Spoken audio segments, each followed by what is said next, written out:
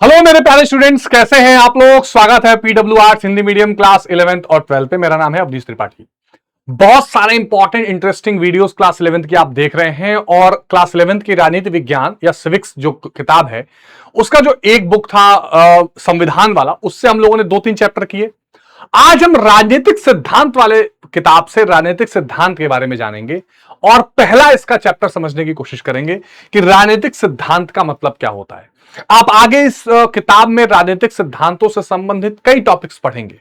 राजनीतिक सिद्धांत जिन विचारों पर टिके हुए हैं उनके बारे में कई चीजें देखेंगे, लेकिन राजनीतिक सिद्धांत क्या होता है यह भी तो जानना जरूरी है। तो आइए 15 मिनट में 20 मिनट में समझते हैं इस राजनीतिक सिद्धांत की खेल को, क्योंकि एक ऐसा टॉपिक है जिसको लिखना कैसे है कई बार आप समझ ही नहीं पाते हैं। आप पूरा गोल गोल इसके आर पार पढ़ लेंगे, स्वतंत्रता समानता ये वो, लेकिन कोई पूछ दे कि राजनीतिक सिद्धांत है क्या तो बताने में बड़ी कठिनाई होती है। उस कठिनाई को ही दूर करने हम आपके साथ आए हुए हैं। तो जितने भी पॉलिटिकल साइंस के स्टूडेंट्स हैं बस 2 मिनट में, और यही नहीं, यूपीएससी और एसएससी पीसीएस तक की तैयारी करने वाले जो एस्पिरेंट्स हैं उनके लिए भी ये बड़ा इंपॉर्टेंट टॉपिक है कि राजनीतिक सिद्धांत कहते किसको है।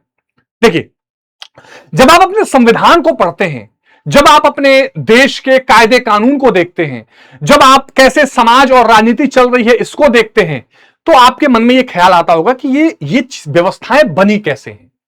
जब आप किसी को देखते हो कि इसके साथ न्याय हो रहा है, इसके साथ अन्याय हो रहा है, इसको स्वतंत्रता मिली है, इसको नहीं मिली है, नहीं मिली है तो मिलनी चाहिए, ये जो विचार हैं, ये विचार ही समाज को बनाते हैं, ये विचार ही राजनीति को बनाते हैं, ये विचार ही सिद्धांत को जन्म देते हैं, और यही राजनीतिक सिद्धांत है। जब हम राजनीतिक सिद्धांत की बात करते हैं तो इसका मतलब क्या होता है, पहले एक लाइन में परिभाषा देखिएगा, फिर मैं इसको समझाऊंगा आपको अच्छे तरीके से कि राजनीतिक सिद्धांत का मतलब यह है, ध्यान से समझिएगा, वो विचार, ठीक है, या वो मूल्य जो क्या करें, जो आकार दें, जो बनाए किस चीज को, समाज को, संविधान को, संस्थाओं को, कानून को। बात समझिएगा, आपका समाज, आपका संविधान, आपकी संस्थाएं यानी कि न्यायपालिका, कार्यपालिका, विधानपालिका, अलग अलग तरह की जो संस्थाएं हैं वो किस प्रकार चलनी चाहिए, उनका आकार कैसा होना चाहिए, वो विचार और मूल्य क्या कहलाते हैं, राजनैतिक सिद्धांत। क्या कहलाते हैं, राजनैतिक सिद्धांत। जिन विचारों और मूल्यों के सहारे हमारे संविधान, हमारे समाज, हमारे कानून, हमारी व्यवस्था को एक आकार मिलता है, या ये कह लो एक स्वरूप मिलता है या मूर्त रूप मिलता है, उसको हम लोग राजनीतिक सिद्धांत कहते हैं। जिन विचारों के माध्यम से, जैसे आपके संविधान में लिखा हुआ है क्या प्यारे बच्चों, आपको स्वतंत्रता मिलनी चाहिए, क्या है, समानता मिलेगी, सबके साथ क्या होगा, न्याय होगा, ये सब क्या है, स्वतंत्रता, समानता, न्याय, ये क्या है, यही तो है राजनीतिक सिद्धांत। इन्हीं विचारों ने क्या किया है प्यारे बच्चों, एक ऐसे सिद्धांत को, एक ऐसा आकार बनाया है जिससे हमारे देश में संविधान बना है और सभी लोग उसी आकार, उसी विचार के माध्यम से चलते हैं। तो अब ये विचार कैसे आ जाएंगे, ये विचार कहीं से पैदा तो हो नहीं जाएंगे। तो जो प्रमुख प्रमुख प्यारे बच्चों चिंतक हैं, आगे अभी आपको मैं बताऊंगा, जो चिंतक हैं, जो विचारक हैं, ठीक है, जो दार्शनिक हैं, ये लोग बैठ के क्या करते हैं, समय समय पर ऐसे विचारों के बारे में सोचते हैं। जैसे किसी जमाने में, प्राचीन जमाने में प्यारे बच्चों, प्लेटो, फिर अरस्तु, है ना, सुकरात सबसे पहले। तो सुकरात, प्लेटो, अरस्तु, इन जैसे लोगों ने इन पर बात करनी शुरू की, समाज कैसा हो, विचार कैसा हो। बीच में फिर रूसो आए और उन्होंने स्वतंत्रता की बात की। फिर मार्क्स आए, उन्होंने कहा स्वतंत्रता से काम नहीं चलेगा, सबको बराबरी, समानता मिलनी चाहिए।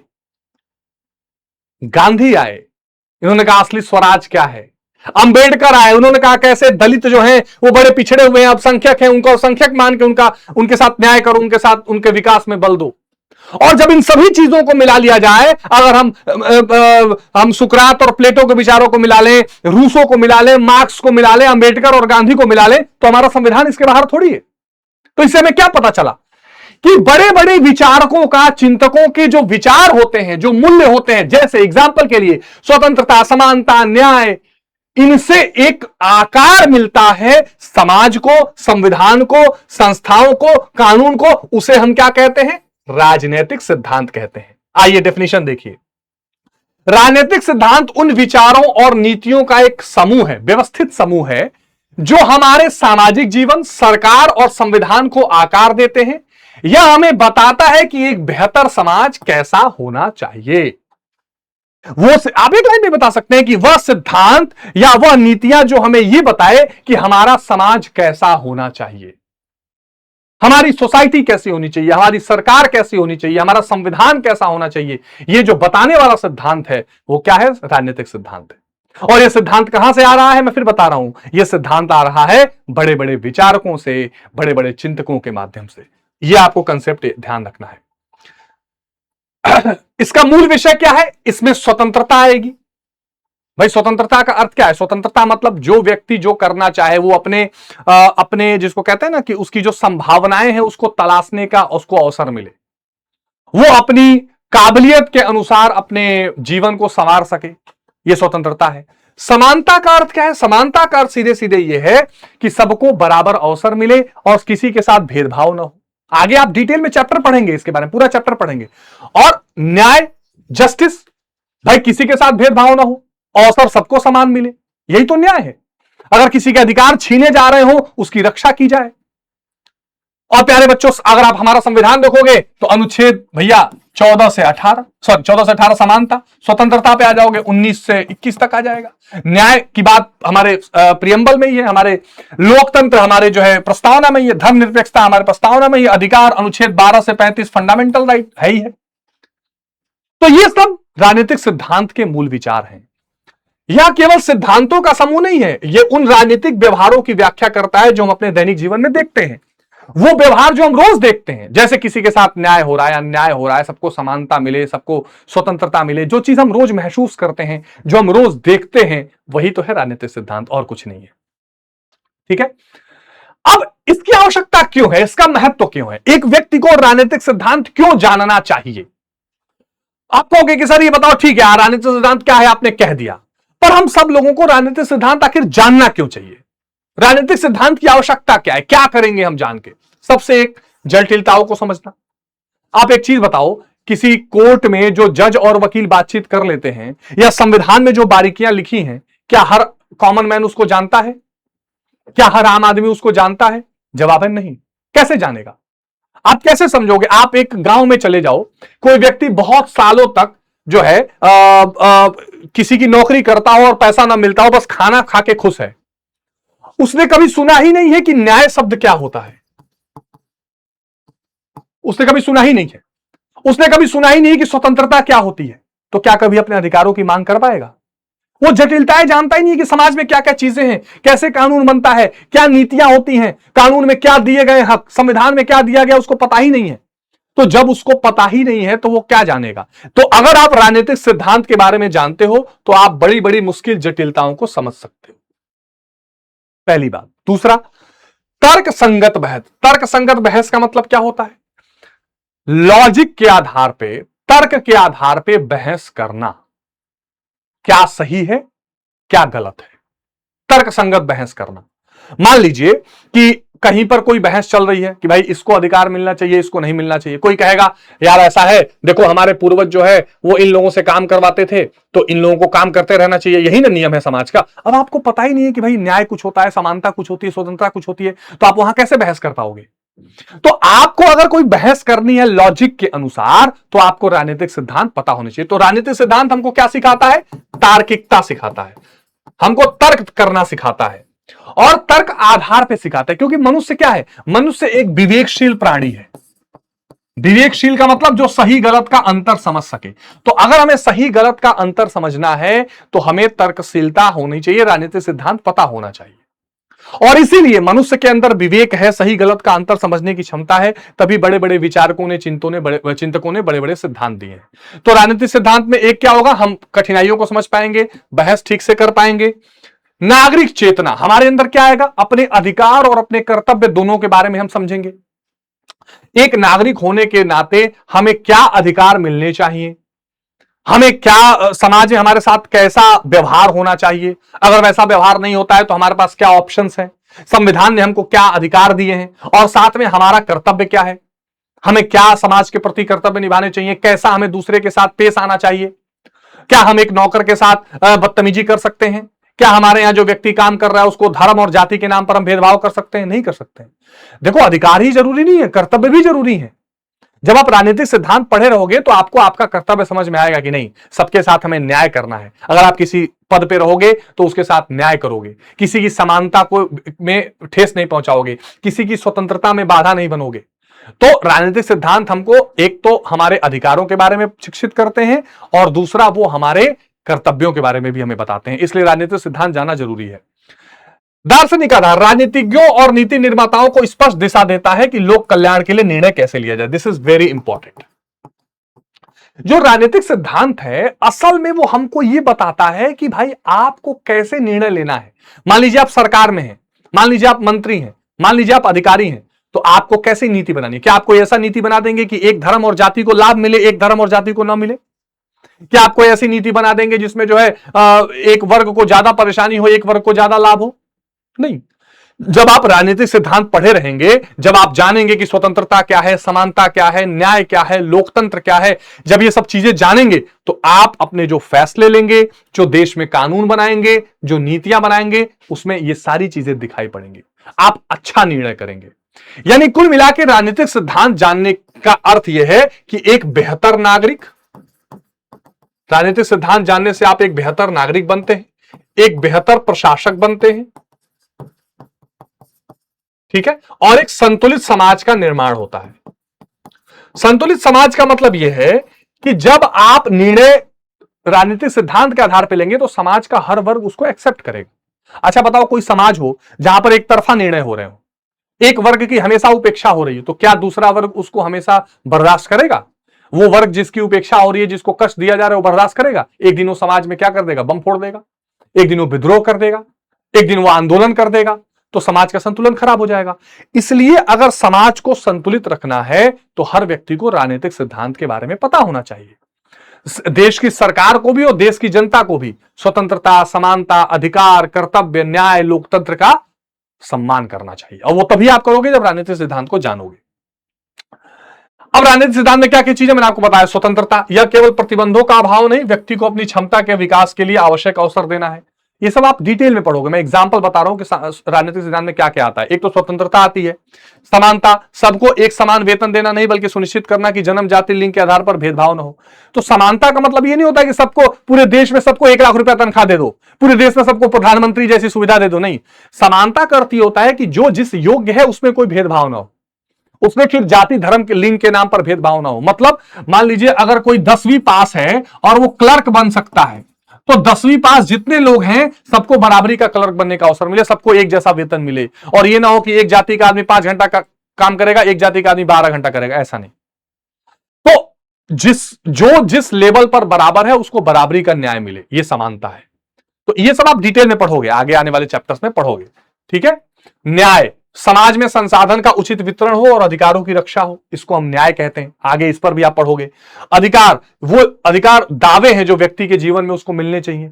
गरिमापूर्ण जीवन कोई व्यक्ति कैसे बिताए, सम्मानजनक जीवन कोई व्यक्ति कैसे बिताए, उसके लिए जो वो दावा करेगा वो उसका अधिकार है, वो उसको मिलना चाहिए। ये सब राजनीतिक सिद्धांत के अंतर्गत आप पढ़ोगे, ठीक है। नागरिकता, नागरिकता व्यक्ति और राज्य के बीच में एक संबंध है। हम भारत के नागरिक हैं तो भारत और मेरे बीच में एक संबंध हो गया, ये भी एक तरह का सिद्धांत है और ये भी व्यक्ति को मजबूत करता है। तो ये सब आप डिटेल में पढ़ेंगे, मैंने एग्जांपल्स में बस डाल दिया है। अब थोड़ा सा जैसा मैंने आपको बताया कि राजनीतिक सिद्धांतों का उद्भव कैसे हुआ, कैसे ये निकल कर आए, तो आप देखोगे कि जो प्राचीन यूनान है, जिसको आप ग्रीस कहते हैं, वहां सबसे पहले सुकरात और प्लेटो और अरस्तु जैसे विचारकों ने इसकी पहल की। तो आप इसको 3 हिस्से में देख सकते हो कि भाई जो प्राचीन अवस्था थी, इस प्राचीन काल में सबसे पहले सुकरात, फिर इसका शिष्य प्लेटो और फिर अरस्तु, इन लोगों ने विचार प्रस्तुत करने शुरू किए। इन लोगों ने क्वेश्चन करना शुरू किया कि समाज कैसा होना चाहिए। ऐसा तो नहीं कि पहले राजा का शासन चलता था, या पहले आपने देखा होगा धार्मिक आधार पर भी बीच में मध्यकाल समय आया जब धर्म के आधार पर ही देश चलाए जाने लगे, तो उस पर भी बहुत क्वेश्चन हुए। उसके पहले राजाओं का शासन चलता था तो क्वेश्चन होना शुरू हुआ कि क्या ऐसे ही शासन चलना चाहिए, क्या मनमाना शासन चलना चाहिए। ठीक है, आधुनिक युग में उदारवाद, मार्क्सवाद, नारीवाद और गांधीवाद जैसे विचार आए। तो एक तो यहां पर विचार हुआ, उसके बाद फिर आप देखोगे तो जैसे रूसो आए, है ना, रूसो ने स्वतंत्रता की बात की। आगे बात समझ में, सबसे पहले स्वतंत्रता की पूरी तरह से बात किसने की? रूसो ने। उसके बाद मार्क्स आए, तो कार्ल मार्क्स ने समानता की बात की कि नहीं, सबको बराबर संसाधन बंटने चाहिए, ये नहीं कि मालिक मालिक रहे और नौकर नौकरी बना रह जाए, शोषण होता रह जाए। तो उन्होंने पूंजीवाद का विरोध किया। फिर आधुनिक युग में, और आधुनिक युग में गांधी जी आए, गांधीवाद आया, अंबेडकरवाद आया, और इस तरह से प्यारे बच्चों अलग अलग चिंतक और विचारकों के माध्यम से जो राजनीतिक सिद्धांत है वो मजबूत होते चले गए। तो राजनीतिक सिद्धांत कोई एक दिन में आई हुई चीज नहीं है। बड़े बड़े चिंतकों और विचारकों ने समय समय पर जो अपनी बहस दिखाई, जो किताबें लिखी, जो तर्क दिया, जो समाज को आईना दिखाया, उसको बाद में लोगों ने एक्सेप्ट किया। उसी आधार पर फिर किताबें लिखी गई, बहस हुई, देशों का संविधान बनाया गया। संविधान में नियम बनाए गए कि यस, समानता होनी चाहिए तो लो भैया हम अपने मौलिक अधिकार में समानता देंगे, स्वतंत्रता होनी चाहिए तो मौलिक अधिकार में स्वतंत्रता देंगे। ये सारी चीजें यहां से निकलकर आई हैं, ऐतिहासिक रूप से निकलकर आई हैं। अब एक बड़ा क्वेश्चन ये बोर्ड में बहुत पूछता है कि हमें राजनीतिक सिद्धांत क्यों पढ़ने चाहिए? हमें राजनीतिक सिद्धांत इसलिए पढ़ने चाहिए कि हम विवेकपूर्ण निर्णय ले सकें। विवेकपूर्ण मतलब सही और गलत का निर्णय ले सकें। हम राजनीतिक सिद्धांत पढ़े रहेंगे तभी समाज के हर वर्ग की चिंता करेंगे, वरना हम अगर प्रधानमंत्री बन जाएंगे तो हम निर्णय ले लेंगे कि आज से केवल ये जाति के लोग जो है मेरी जाति के लोग ही पढ़ाई लिखाई करेंगे, उन्हीं को नौकरी मिलेगी। ये तो बहुत बुरी बात हो जाएगी। लेकिन अगर हम राजनीतिक सिद्धांत जानेंगे तो हम सबके साथ समानता करेंगे। विवेकपूर्ण निर्णय मतलब सही गलत का ध्यान रखते हुए निर्णय लेना। संवैधानिक समझ, यह हमें संविधान में दिए गए मौलिक अधिकार और कर्तव्यों के पीछे के उद्देश्यों को समझने में सक्षम बनाता है। संवैधानिक समझ का मतलब क्या हुआ कि संविधान में क्या लिखा हुआ है हम उसको समझ सकें, हम उसके बारे में जान सकें, हम उसके बारे में पढ़ सकें। संविधान की समझ संविधान के बारे में हमें जानकारी देने में मदद करता है। लोकतांत्रिक नागरिकता, एक जागरूक नागरिक के रूप में यह हमें सरकारी नीतियों का मूल्यांकन करने और बेहतर नागरिक बनाने में, जैसे मान लो सरकार कोई नीति बनाती है, हम एक नागरिक हैं, तो अगर हम राजनीतिक सिद्धांत पढ़े हुए हैं तो हम बताएंगे देख के कि यस सरकार ने ये सबके भले के लिए किया है, या सरकार ने ये लोगों को मूर्ख बनाने के लिए किया है, या सरकार कोई एक जाति को ज्यादा बढ़ावा दे रही है, एक धर्म को ज्यादा बढ़ावा दे रही है, एक पंथ को या उसके वोटर को लुभाने की कोशिश कर रही है।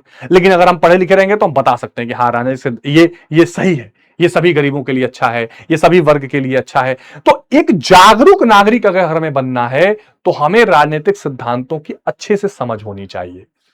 विचारधाराओं का ज्ञान, यह हमें समाज को बदलने वाली विचारधारा जैसे समाजवाद, उदारवाद, नारीवाद को समझने का आधार प्रदान करता है। राजनीतिक सिद्धांत हमको बताते हैं कि उदारवाद क्या है, स्वतंत्रता क्यों जरूरी है, समाजवाद क्या है, कैसे संसाधनों का सही वितरण होना चाहिए। तो जितनी अलग अलग विचारधाराएं इस समाज में हैं, जो हैं लेकिन हम जानते नहीं है।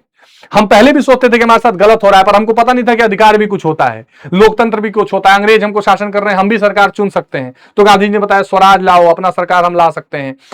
तो जब राजनीतिक सिद्धांत आता है तो हम अलग अलग विचारधाराओं को समझने के लायक बनते हैं। तो यह भी राजनीतिक सिद्धांत का अध्ययन हमें इसलिए करना चाहिए। निष्कर्ष यह है कि राजनीतिक सिद्धांत का उद्देश्य केवल सत्ता प्राप्त करना नहीं, बल्कि लोकतंत्र की जड़ों को मजबूत करना है। कई बार देखो लोगों को लगता है ना कि जो राजनीति शब्द है, राजनीतिक सिद्धांत में एक शब्द है राजनीति, तो लोगों को लगता है कि ये राजनीति का मतलब होता है केवल चुनाव लड़ना, केवल गबन करना, केवल दूसरे का माल हथियाना, केवल जो है किसी को उल्लू बना देना। कोई तुमसे काम निकाल के चला गया तो तुम कहते हो अरे राजनीति करके चला गया, तो तुमको लगता है राजनीति का मतलब यही है। यह राजनीति का संकुचित मतलब है। राजनीति का असल मतलब है कि एक ऐसी व्यवस्था बनाना जहां सामूहिक निर्णय हो सके।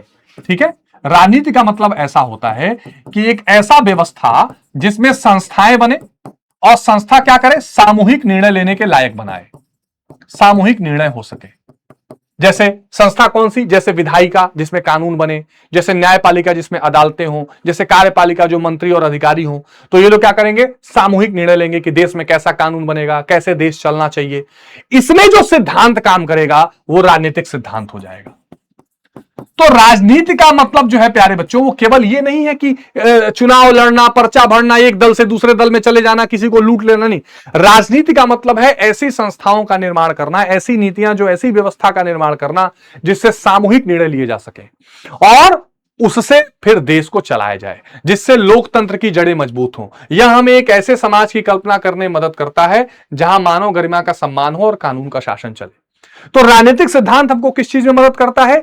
एक ऐसा समाज बने जिसमें सब गरिमापूर्ण जीवन जी सकें, जिसमें सब समानता के साथ, स्वतंत्रता के साथ, न्याय के साथ रह सकें। और अंत में मैं फिर यही कहूंगा कि राजनीतिक सिद्धांत एक विचार और मूल्यों का समूह है जो बताते हैं कि समाज कैसा हो, संविधान कैसा हो, सरकार कैसा हो, जिससे लोकतंत्र मजबूत हो और हर व्यक्ति गरिमापूर्ण जीवन जी सके, जिसमें स्वतंत्रता, न्याय, समानता, लोकतंत्र, इनकी चर्चाएं होती है, जिसको आप आगे डिटेल में पढ़ेंगे। तो आई होप कि आपको एक बेसिक अंडरस्टैंडिंग मिल गई होगी। कमेंट में अपने कोई डाउट हो तो जरूर बताइएगा। मिलते हैं अगले चैप्टर में, अगले वीडियो के साथ। अपना बहुत ध्यान रखिए। जय हिंद, टेक केयर।